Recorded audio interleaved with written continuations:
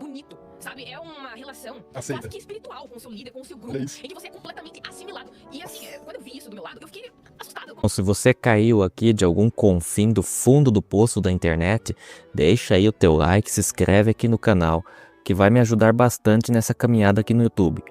Então, pessoal, como eu deixei ali no título, o MBL é uma bosta. E eu vou te explicar por que eu acho isso. Hoje em dia o que mais tem é gente idolatrando político aí como se fosse um time de futebol ou uma religião. E sinceramente isso é bem perigoso, tá bom?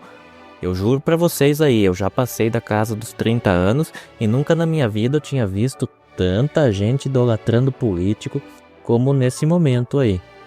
E o que eu tô sentindo é principalmente que os mais jovens, talvez aí para se sentirem parte de algo, um grupo ou uma ilusão de mudança, eles estão se vendendo, se tornando aí uns pequenos soldados desses grupos políticos. Vocês sabem aí que soldados, eles obedecem ordens sem nem questionar. Aconteceu e acontece até hoje com o próprio PT. E também aí com essa turma que é cega pelo bolsonarismo, que acha que eles são deuses e nunca fizeram nada de errado.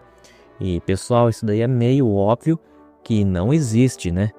Então, turma, muito cuidado. Vamos aí prestar atenção e não deixar se levar aí sem primeiro investigar tudo a fundo. Não se venda politicamente aí para grupo nenhum, tá bom? Nosso dever é e sempre vai ser cobrar e não idolatrar. Coloque isso aí na sua cabeça. Então hoje precisamos falar aí sobre o novo partido aí que vem surgindo e ganhando força, principalmente entre os mais jovens, que é o tal do Movimento Brasil Livre, ou o MBL aí, como você preferir. Então, gente, precisamos ter muito cuidado aí com esses partidos aí que surgem como se fosse a única ou a última salvação do país. No final, a decepção aí vocês já sabem que vem bem forte, né? Eu sempre fico não só com, mas talvez eu acho que com os meus 2 pés atrás aí quando o assunto é seguir político por aí.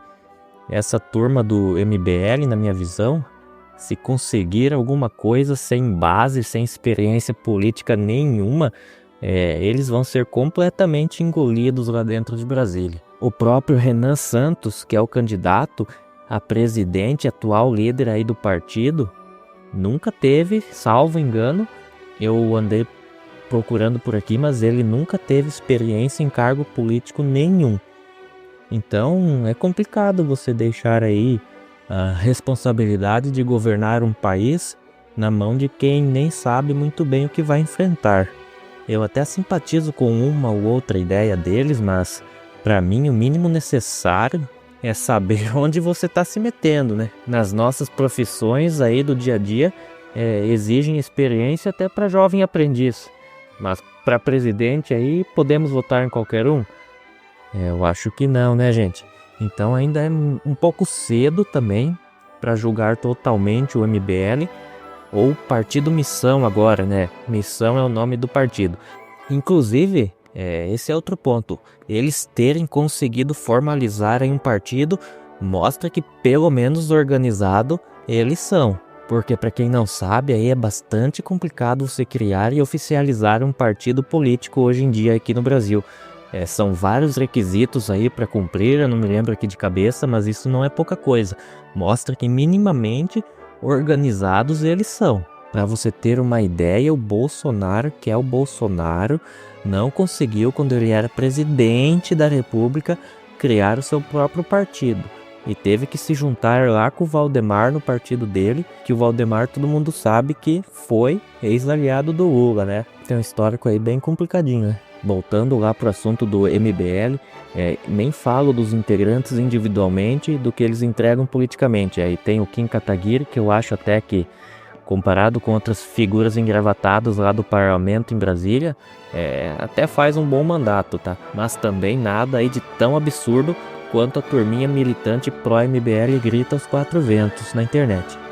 O PT lá atrás, nos anos 90, em meados dos anos 2000, também tinha boa parte da população que apoiava cegamente. Até muita gente aí, nos últimos anos, abrir o olho, felizmente. Mas apesar disso, ainda hoje, depois de mais de o que, 30 anos aí de história e escândalo atrás de escândalo, muita gente aí continua adepta como se fosse a única solução aí pro país. Então, gente, vamos ter cuidado nesse momento, vamos olhar bem o que estamos seguindo. Fica difícil dizer aí em quem votar, mas eu te indico friamente o seguinte: vote em quem você mais se identificar no primeiro turno. E no segundo turno, vote aí em qualquer um que estiver contra o Lula. Porque o Lula no segundo turno já é praticamente certeza. Chega a ser inacreditável, depois de 30 anos, ainda ter tanta gente votando no discurso de mais 4 anos aí para acabar com a fome. É só rindo mesmo. Free audio post-production by alphonic.com